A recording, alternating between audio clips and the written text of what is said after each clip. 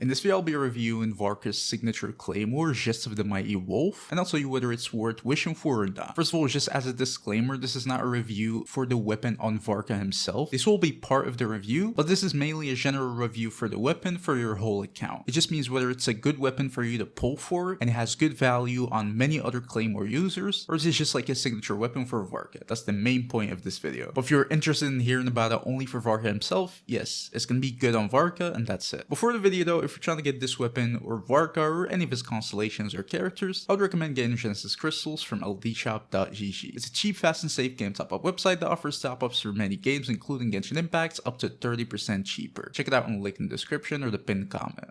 Alright, so back to this weapon. First of all, it's going to have 608 base attack at level 90, which is pretty good. It's an average base attack for a 5-star weapon in general, which is good for like a general weapon on your account. You don't want something too extreme with a super low base attack and a super high substat, or something that's like a super high base attack and a super low substat. So you definitely want something in between, which this weapon gives you. It's also going to have a crit rate substat, a 33% crit rate substat, and that's going to be super good. Crit is always going to be valuable, and crit weapons are probably the most versatile in the game. So in that regard, this weapon is already pretty good. You can use it as like a simple stat stick for a lot of characters already, and that's a pretty good plus.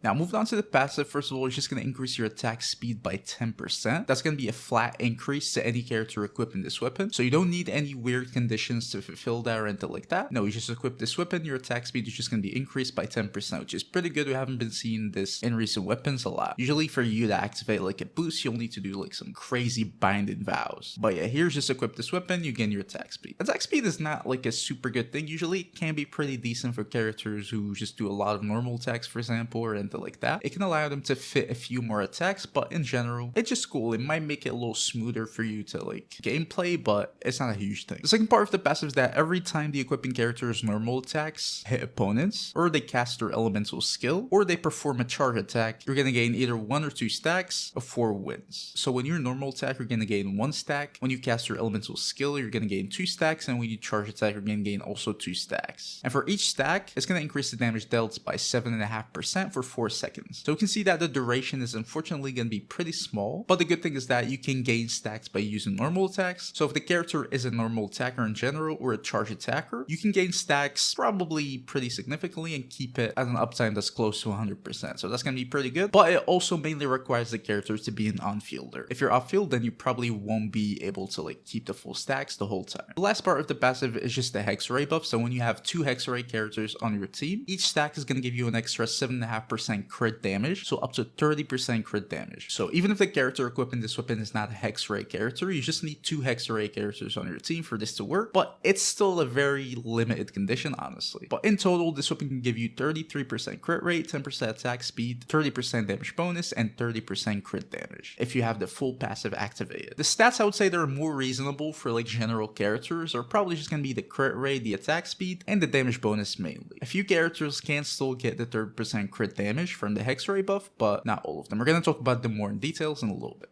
But yeah, this is it for the weapon. Now for the characters, first of all, obviously with Varka, as I said before, this is definitely going to be a pretty good weapon for Varka. I did a video reviewing it and comparing it to his constellations on Varka specifically, but usually it's going to be around like a 30% damage increase from his free-to-play weapons like the Tidal Shadow, and around like a 14 to 18% increase from most of the 5-star weapons, which is still pretty good. So yeah, for Varka, it's definitely a super good weapon who can fully utilize it. Obviously, you just need 1 extra hex array character in your team, and you're going to be set to utilize it full passive, and it's just going to give him a lot of stats, and that's going to be super good for Varka. So that out of the way, now let's move on to the rest of the characters and see if this weapon works on them or not. So let's filter out the characters by claymores. Those are the rest of the claymore users we have right now. First of all, having Aino. This weapon is hardly just going to work on Aino at all, honestly. First of all, she's like an off-field character, so she cannot have any of the benefits of the passive pretty much, because she simply just cannot gain stacks. And honestly, even if she did, it's not really going to matter as much, because you just need that elemental mastery on Aino in general, maybe some energy recharge, and this weapon just doesn't give you any. So for Aino, that's just going to be like a D tier weapon. It's completely useless. We have Moika. I think this weapon is going to be pretty decent on Moika, but it's not really going to be anything super special. Definitely not like an S tier weapon or anything like that. But I'd say it's going to be an A tier weapon. She can definitely take use out of the crit rate, even though it's not going to be like the super necessary stat, because you probably have some from the Obsidian Codex. And I'm talking about on-field Moika, by the way. Off-field is probably not going to work. The 10% attack speed is also going to be decent, and she won't really probably have any problems triggering the stacks because you're going to be normal attacking and charge attacking with Moika, so it's going to be pretty easy. The problems are just that the damage bonus is not going to be super valuable on her because you probably use like characters with the Cinder City set. They're just going to give her damage bonus, so it's probably going to hit diminishing returns a little bit. And then also Moika's teams are just, there's no way they're going to have any Hexray characters, especially 2 Hexray characters. So it's simply not going to be possible to have the crit damage buff, which is one of the best things about this weapon. So it's still going to be useful as just like a stat stick. Crit rate, attack speed, some damage bonus, yeah, but it's not going to be super good. So I'd say it's an A tier weapon for Moika. It's going to be decent, but nothing super special. We have Kinnish. I think it's going to be almost the same thing. I'd say it's probably also going to be an A tier weapon for him. You can take use out of the crit rate. The high base stack is going to be valuable, but it's not super high as a signature weapon. The damage bonus is going to be pretty decent. I don't think it's going to struggle gaining stacks. It's probably going to have enough stacks most of the time because you're going to still need to normal attack with him. And there's no way he's getting the Hexray buff for the crit damage. So I think it's an A tier weapon, pretty much the same thing as Moika. Pretty usable, but nothing super special. But it's pretty good.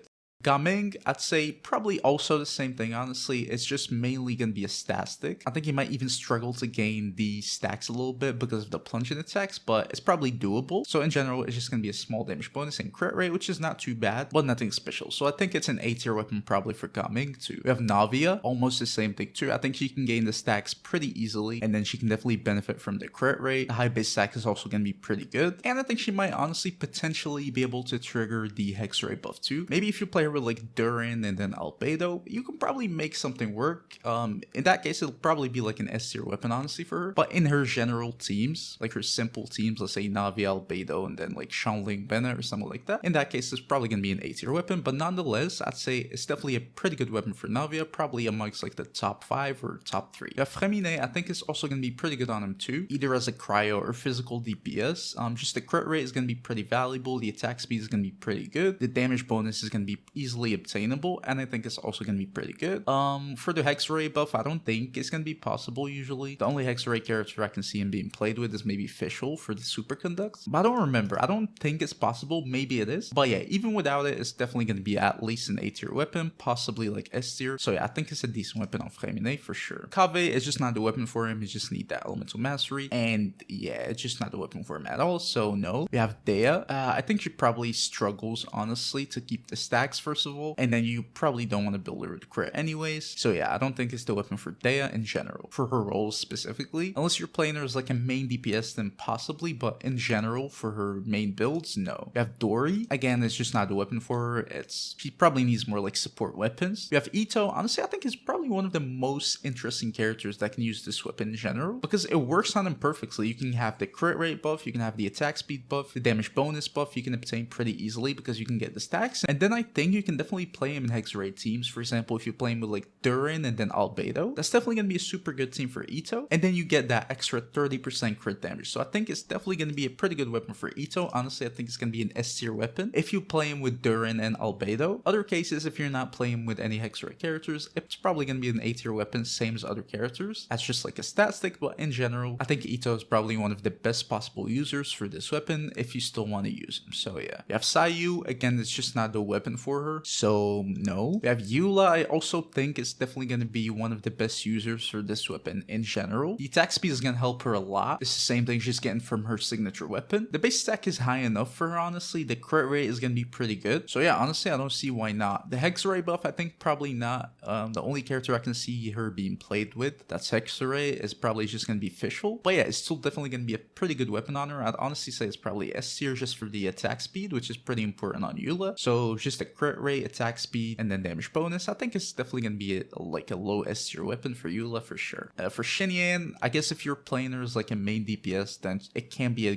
good weapon. If not, then probably not because you won't be able to get the stacks. But in general, probably not for Xinyan. Is anyone still playing Xinyan? I don't know. D-Luke, I also think is definitely going to be one of the good characters you can use with this weapon. The attack speed is going to be pretty good on him. It's just going to make him feel smoother. He's going to have no problems getting the stacks. Having the crit rate is going to be pretty good. I don't think you're going to be able to play him with Hexray characters characters generally, but it's possible. I mean, you can do something like Sucrose and Fischl, something like that, but it's not gonna be super common. So I'd say it's a good weapon for D-Look in general. I'd say it's an S tier weapon, honestly. It's pretty good. Chong Yun, I guess, yeah, if you're trying to use it as like a stat stick for a main DPS Chong Yun or something like that. But in general, it's not a weapon for him if you're playing him just off field. So it's just decent. It's just like a simple stat stick. Noelle, I think you can also use this weapon pretty properly. I mean, the crit rate is gonna be pretty good, attack speed pretty good, the damage bonus is gonna be pretty good, and she has no problems getting the stacks. For her teams, I think it's mostly hard for her to be played with 2 hex arrays. You can probably play her with like Albedo, for example, but I struggle to see the second character. But in general, it's a decent weapon for her as just a stat stick too, so yeah, it's pretty good. Beidou,